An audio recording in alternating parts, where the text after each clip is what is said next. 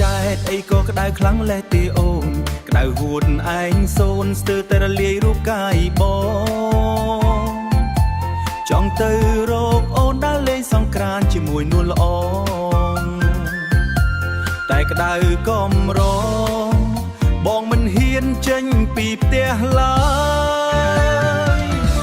គុំរអ៊ូច្រើនបើចង់ជួបអូនគុំនៅកន្តើយក្តៅមែនតែនហើយតែចិត្តអូនចង់ជួបបងខ្លាំងមកលេងវត្តភ្នំលេងជាទឹកគ្នាឲ្យក្តៅបាំងគុំនៅបាំងមកលេងសង្ក្រាន្តឲ្យសប្បាយខែចែកក្តៅខ្លាំងតែចិត្តយើងក្តៅជាងមេទៅ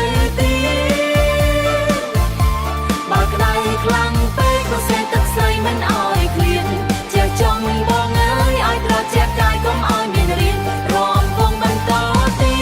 តទោះក្តៅយ៉ាងណាក៏សប្បាយចិត្តខែចែកក្តៅខ្លាំងខែចែកក្តៅខ្លាំង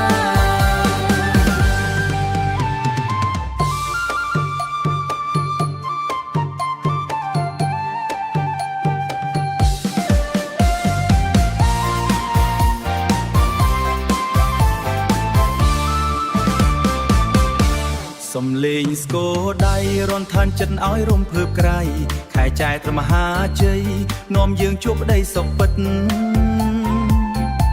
ជាទឹកលាម្សៅបង្កើតចំណងមិត្តភាពចិត្តក្តៅមែនពិតតែចិត្តសប្បាយខែចែកក្តៅខ្លាំង